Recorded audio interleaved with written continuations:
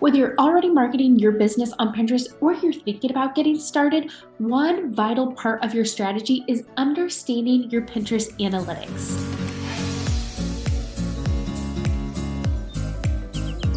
In case you're new here, for the past few weeks, I have been covering the 4 pillars that make up your Pinterest strategy. Pillar number 1 was using keywords. Pillar number 2 was creating scroll stopping pins, and pillar number 3 was consistency and scheduling. So today I'm covering pillar number 4, which is your data and analytics. So if you haven't checked out those other videos, be sure to go and check out those other 3 pillars in your Pinterest strategy, and be sure to hit the subscribe button. So let's go ahead and dive into analytics and data. Now, when you think about analyzing data, does it kind of make you cringe a little bit? I know, I get that a lot. And that's one thing that my clients I know really appreciate, is that they can rely on me for that reporting and that analysis. But I just want to share with you that it is so important to lean into those numbers, because that's really going to be what's telling us and what's showing us what's working and what's not within our Pinterest strategy. So it's absolutely vital that we lean into those numbers and that we are checking them regularly. Now, let's go ahead and talk about how often should we be looking at our Pinterest numbers and analyzing that data. Now, some people, and especially when you're just getting started on Pinterest, it's really hard not to be checking that data on a daily basis, or maybe even hourly, right after you publish the pin, going and checking to see how well it's performing. However, I highly recommend that you do not do that, because the nature of Pinterest and it being a search engine, it takes time to see growth and results, because since it is a search engine, it takes time for the platform to index your content. So I think you're going to feel really frustrated with lack of growth if you are checking those numbers and that data on a daily basis. So for that reason, when I am talking about frequency and how often I am looking at the data, I do that on a monthly basis. So for my account and also my Pinterest clients' accounts, what I'm doing is just setting aside maybe 1 to 2 hours a month. That's it, where I'm going in and looking at those analytics and seeing what's working well within our Pinterest strategy, what are some areas for improvement, and then what trends are coming up in the future that I could be paying attention to and utilizing within their Pinterest strategy and my own Pinterest strategy for my own business. So when we're thinking about how often we should be analyzing the data, I recommend doing so just once a month. Now, when we are thinking about reporting, you might be wondering, so am I just looking at Pinterest? And the answer to that is, I believe that we should not just be looking at Pinterest. What I do, once again, for myself and my clients, I am actually comparing data from Google Analytics and also Pinterest. Now, I will say, one thing about Google Analytics is that it's not quite as intuitive as some platforms, such as Pinterest when you're looking at the analytics, but it is so beneficial and vital that we are using that data, because in the past, Pinterest was actually historically inaccurate for its reporting, whereas Google Analytics is historically very accurate in regards to our sessions or the people that are coming to our website. So it can be really helpful to be able to compare those 2 platforms, Google Analytics and Pinterest, side by side. And occasionally, what I find is that Pinterest might say my client's traffic is up that month, whereas Google Analytics is telling me their traffic from Pinterest is actually down that month. So in that case, when I am seeing a discrepancy, I defer to Google Analytics, just because the standpoint that it's really the golden standard, and historically it has been more accurate than Pinterest. Now, on the flip side, sometimes Google Analytics will say that my client's traffic from Pinterest is up, whereas Pinterest is saying it's down. And in that case, once again, I'm still deferring to Google Analytics. And then there's obviously going to be a lot of months, and this is what I'm usually seeing, where both platforms will say traffic is up or both platforms say traffic is down. But like I said, I like to compare them because sometimes there are discrepancies, and I think it just gives us a better and more accurate picture when we can compare the two different platforms. So what I'm going to do now, I am actually going to go inside my Pinterest dashboard. I'm going to give you a sneak behind the curtain, and we are going to check out my Pinterest dashboard and what my analytics are saying so that we can actually look at what numbers I'm analyzing, what numbers are important, and really what we want to be looking at on that monthly basis. So let's go ahead and take a peek at my dashboard. So here we are inside my Pinterest account, and the first thing I'm going to do is go ahead and click on analytics. Now, I do want to share that in order to unlock the ability to check your analytics and also run Pinterest ads, you actually have to have a business Pinterest account or a Pinterest for business. So that is super easy, and it's also free to set up, but you will need that once again in order to unlock the ability to check your analytics and set up Pinterest ads. So once I click on analytics, I'm going to go ahead and scroll down to overview. And this is going to show me all of my data. Now we are talking about the numbers that I am analyzing on a monthly basis. So the first thing you're going to want to do, you can check the date range. It's going to default to the past 30 days. As like I mentioned, I am checking those numbers once a month. So I usually leave that, but if you want a larger picture, you can do last 90 days, or you could even do custom. So you can edit that date range, and then content type. So if you're running Pinterest ads, I would recommend filtering by organic, just so that you can see how your content is performing organically, because the paid is going to, if you combine both paid and organic traffic, that's going to inflate your numbers in general. So if you want to analyze your content organically, then I would definitely go ahead and click the organic.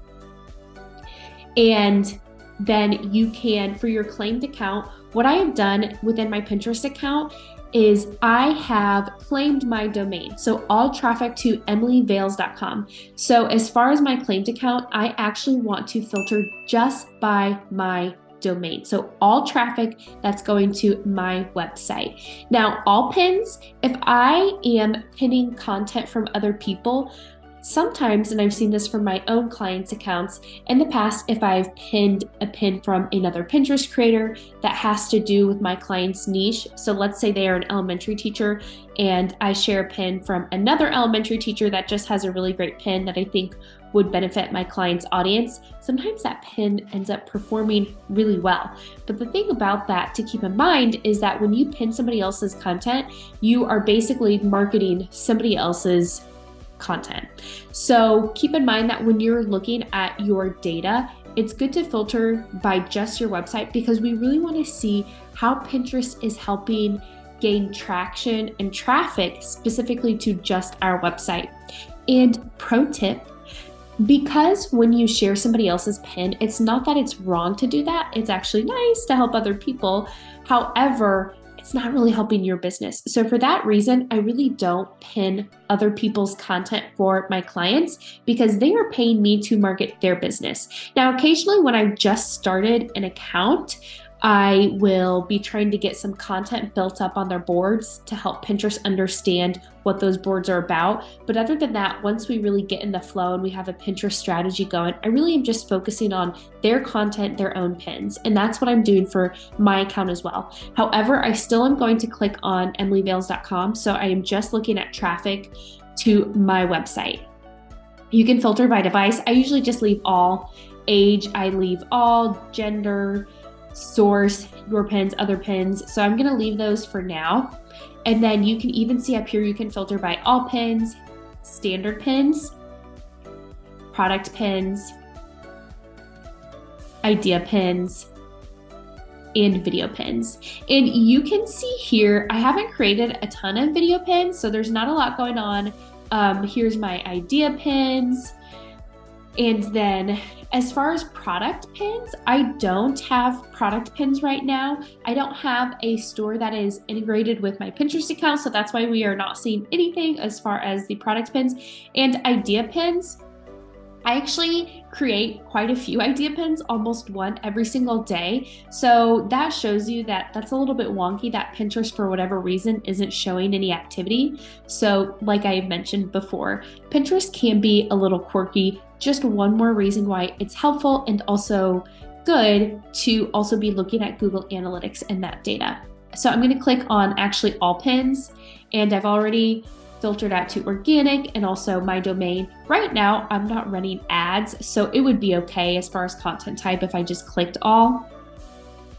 And what I'm going to do now, so let's go ahead and talk about the different metrics. So impressions are the amount of times somebody has scrolled past your pin in their Pinterest feed. That does not mean they clicked. That does not mean there is any intent. That literally means your pin just showed up on their screen, whether that be their mobile device or their desktop. So impressions are definitely, I do check the impressions, and that's a number that I do pay attention to somewhat, but I also take it with a grain of salt because it doesn't show high intent, meaning that the person is going to take action.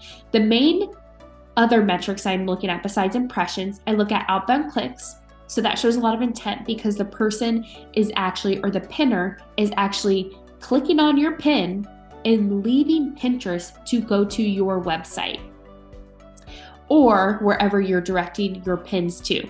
So outbound clicks, if you were looking at all pins and somebody else's pin was performing well and you looked at outbound clicks, those would also be total clicks of other people's pins and those pins going to other people's websites. So once again, I have that filtered out though right now. So we're just checking the number of outbound clicks to my website. So I look at impressions, outbound clicks, saves, and then another metric that's not shown here, I also look at followers. Followers are important because when you have a higher follower count, all of those people that are following you, your pins are going to show up into their curated feed. When they see your pins, they are likely or more inclined to either engage or repin your content. Then it creates this snowball effect where when your followers see your pins, because it's showing up in their feed, they're more likely to see your pins and take action on them. And then if they save your pin, all of their followers see your content as well. So the higher number of followers you have, I do find that correlates with having higher impressions, outbound clicks, and saves as well. So I do report the follower growth for my clients, and I pay attention to that myself as well. Because once again, the higher number of followers, I see that correlating to higher stats in general. So impressions, we talked about that just being the number of times somebody has scrolled past your pins. Outbound clicks, that's a very important metric because that's the number of people that are actually clicking on your pin and then leaving Pinterest to go to your website. So that's something that I report. And then when you scroll over it, you can see how many people are actually leaving. And then when you scroll down, you can get even more granular. You can look at top pins, and I could filter and see which pin is actually driving the most traffic. So this pin is driving the most traffic for me right now. And then it shows you the total number of outbound clicks. And you can kind of hover over it and it makes the pin larger. And then if you were to click on that, it would actually pull up the pin for you. So outbound clicks is the number of people that are actually leaving the platform to go to your website. Then we have saves. This is when somebody saves your pin, what they are doing is they're kind of like putting that pin in their back pocket for later. So saves are actually another really important metric because that also shows high intent. So that's a really strong signal to the Pinterest algorithm that your content is high quality and it's really serving your audience. So I find saves are a really important metric. So if you're thinking about the most important metrics, I would say outbound clicks, saves, and then impressions as far as the most important, because Pinterest, we are using it as creators to drive traffic. That's why I say outbound clicks is the most important. However, I know the Pinterest algorithm really favors saves too, though, because like I said, that shows high intent, high value. And then impressions, still a good number to look at, but not as important. So that number is saves. So we've looked at impressions, outbound clicks, and saves, and then also talked about our followers. So I am going to go ahead and stop sharing my screen. So just as a recap, we checked the followers, we looked at impressions, outbound clicks, and saves. So those are the 4 most important metrics that I am looking at on a monthly basis when I am reporting for my clients. Now, we didn't look at Google Analytics, but I would love to know in the comments if you would like another YouTube video where I can dive into all things Google Analytics and checking our Pinterest traffic based off of what we're seeing in Google Analytics.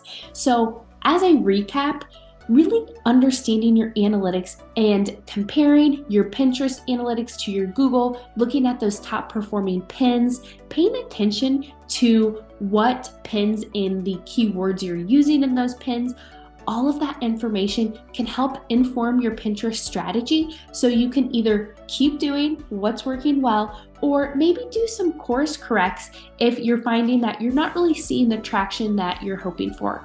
And remember, consistency really is key on Pinterest to see growth over time because it is a long game platform. So this video is wrapping up our 4th pillar. And once again, we went over in the first pillar, keywords. Pillar number 2 was creating scroll stopping pins. Pillar number 3 was all about consistency, and today's 4th pillar was all about data. If you found this video helpful, please go ahead and like it. Let me know in the comments what other questions you still have. I know that understanding data and analytics can really be a lot, and I would love to make another YouTube video for you if you have other questions. And be sure to subscribe to my channel to get more Pinterest tips and helpful information. Bye for now. Talk to you soon.